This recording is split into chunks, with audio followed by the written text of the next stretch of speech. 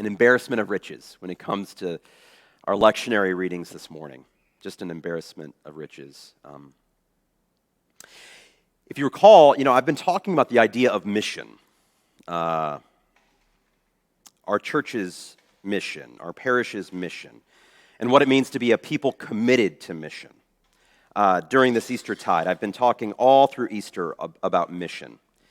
And what I've been doing so far is really focusing on what I would describe as the building blocks of mission. What do we need to know or understand if we're even going to start engaging in mission?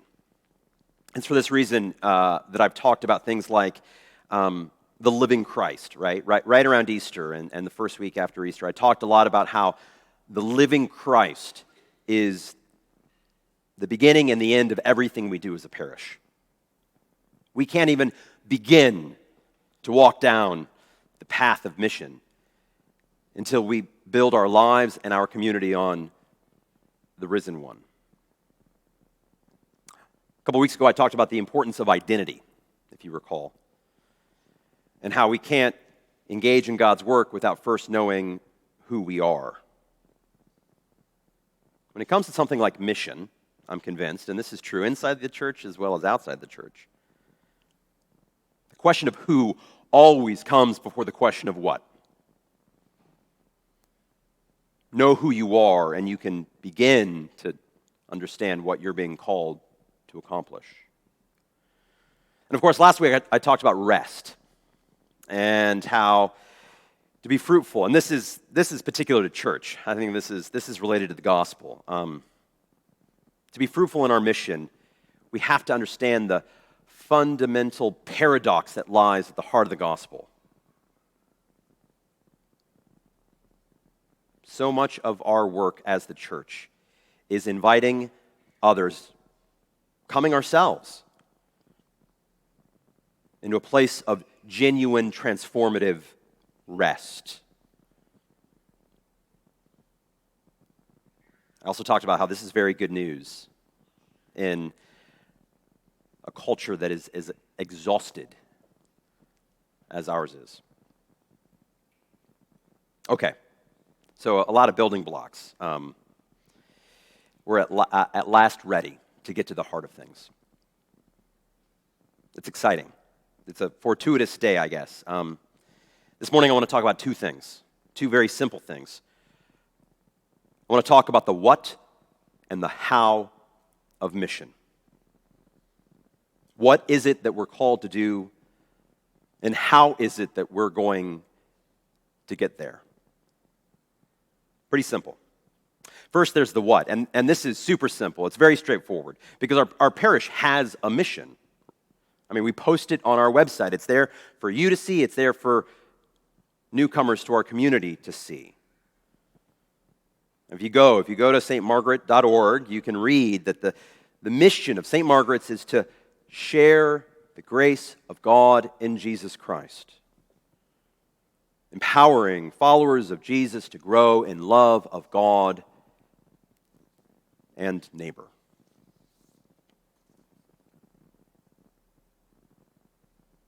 In other words, the heartbeat of our community is nothing other than the grace, the unmerited favor of Jesus Christ. We have to first receive this grace ourselves. And that in a lot of ways is what we do on Sunday mornings. We come and we're fed, and we offer our praise and thanksgiving to the living one. And we receive grace. We receive strength for the journey. And then as we increasingly, day after day, as individuals, as a community, as we live in this grace, we can share it with others. We can share it with others, and we can share it with our world. That's the aim, the end of what we do. That's our mission.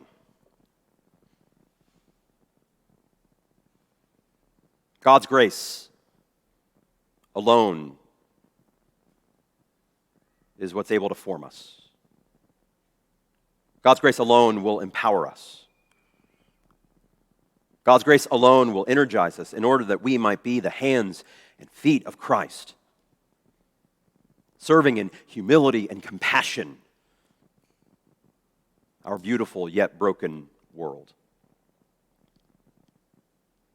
So that's the what. Easy, right? 5-minute sermon. Second, there's the how. It's not going to be a 5-minute sermon. I'm just going to let you know now. The how's a little bit more complicated. Now, how do we go about sharing in this grace? How do we go about inviting and welcoming others into this community? How do we cultivate in and through us the mercy and goodness of God? This is a much bigger challenge than the what. This is where the rubber hits the road, so to speak. Now, importantly, the how are we going to be God's people? It's challenging not because we don't know the answer, but rather because we struggle to live the answer. In fact, answering that question of how, it's really rather easy. I mean, we heard it in our gospel passage this morning. We hear it most Sunday mornings in every scripture that we read and that we hear. We hear about the answer in church. We hear about the answer out of church. As a hypothetical matter, it's the simplest thing in the world. But as an incarnational matter, as a matter of flesh and blood, it's probably the most challenging thing we can ever commit ourselves to. The answer, of course, is love. Love is how our mission is meant to become a reality. Love is not the end of our community, but it is the means. Our end is God. But the signpost along the way, that marker that assures us we are not lost, well, that's nothing other than the love of Jesus. Love is what we're meant to welcome people into when we invite others into our midst. Love is our language. It's our grammar. It's what binds us together in all that we do. See what I mean by this? I want to turn now to our gospel passage. Once more, we're in John's gospel as we spend a bit of time during the Easter season. This morning, we heard Jesus talk about what he describes as the new commandment. Some of you might know this if you're a fan of liturgy. This passage we heard a moment ago, it's the traditional passage for Maundy Thursday, the evening before Good Friday. In those final hours just before his arrest, trial, and crucifixion, the new commandment from Jesus was that we love one another. This is one of those passages where knowing with whom Jesus is speaking, I think, is critical for understanding what Jesus is trying to say. I mean, we all know that throughout the Gospels, Jesus talks to a lot of people.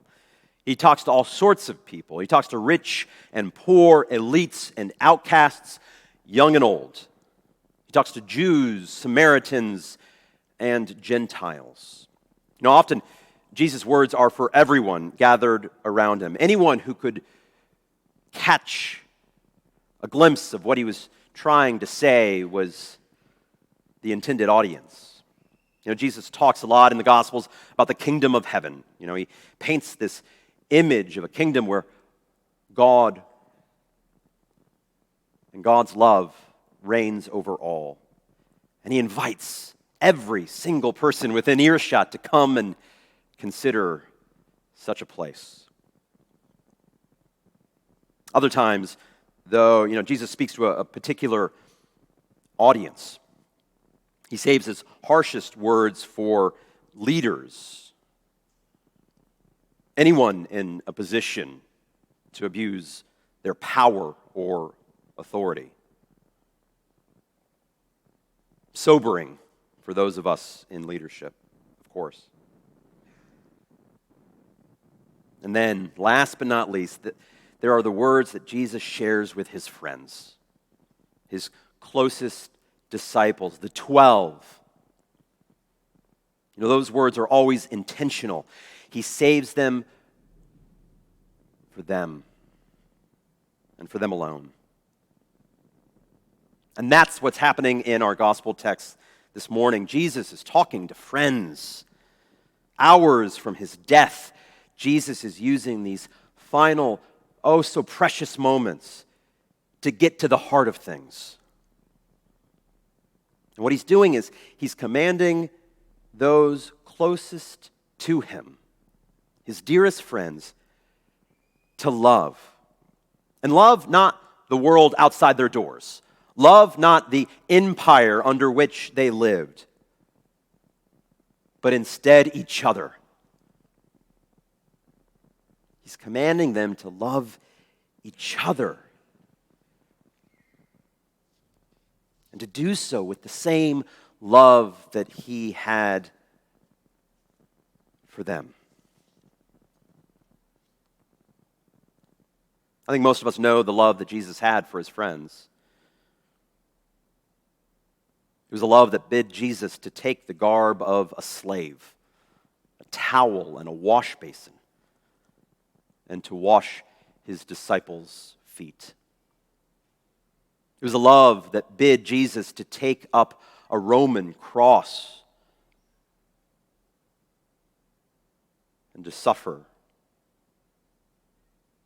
for the sake of our healing. The love that Jesus had for his friends served. It gave of itself. It loved not just the world out there, but those friends gathered there that night. Friends who would flee in the face of danger. Friends who would deny in the presence of fear. You see, the love of Jesus is not some abstract thing. No, the love of Jesus is intensely, undeniably personal. It numbers the hairs on our heads. It forgives us when we wander and when we stray. It has a shape, the shape of a cross. It bears scars, eternal scars that tell a story about a love willing to pour itself out. All for the sake of others.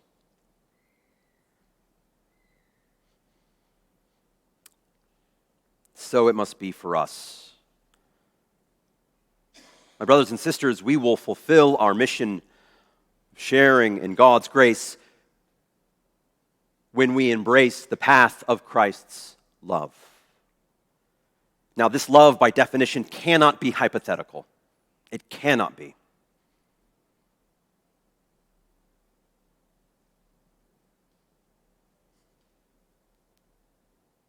It's a love, rather, that we're meant to have for each other.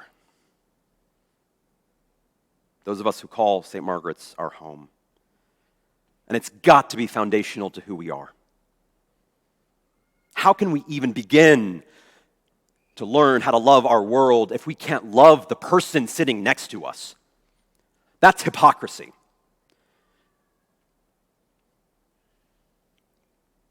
We have to stick by each other. We have to root for each other. We have to see the best in one another, not the worst.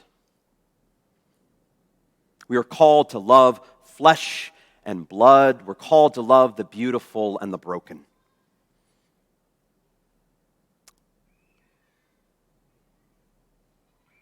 And whenever something tempts us, whenever something doesn't seem right, whenever we feel like something isn't quite up to our standards, instead of anger or complaint or gossip, consider the path of love instead. I mean, after all, think about it for a moment. Jesus didn't love Peter because Peter was somehow above denial, right? And Jesus offered his new commandment hours before Peter would deny him. No, it was the love of Jesus that transformed a wayward fisherman into an apostle who would change the world. In the words of G.K. Chesterton, people did not love Rome because she was great. No, Rome was great because people loved her. Because that's exactly what love does. Love makes unlovely things lovely. Love transforms dust into beauty. And it's love that will transform this community into a beacon of hope for our world. Love is how our mission can become reality. And Jesus couldn't have said it any more plainly. The world is going to know that we are his disciples because of our love for each other. Christ's love is our only path, our only way.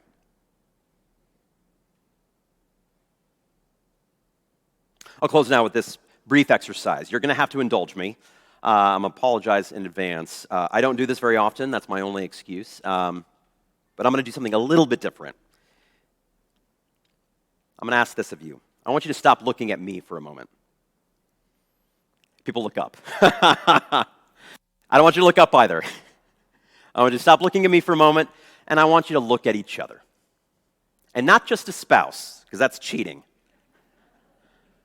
I want you to look one at the other. I want you to stop, take a look around, and I want you to see our community. I want you to take a look, and this is what I want you to know. What you're looking at is St. Margaret's. This is St. Margaret's. You know, one lesson that the pandemic taught us is that we are not a building, right? And that's unmistakable.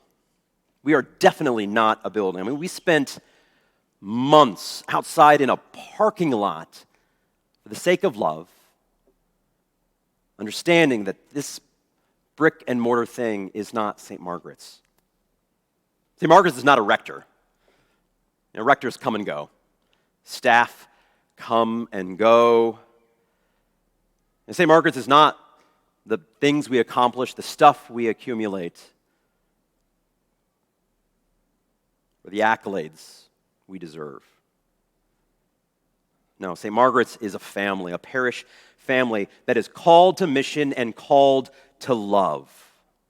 And now I think our time has come. So many opportunities await us, and there is a reality that I feel like God is just waiting for us to step into. Now is our moment to forgive. Now is our moment to embrace. Now is our moment to pursue the self-giving love of Jesus Christ. May we walk down this path together.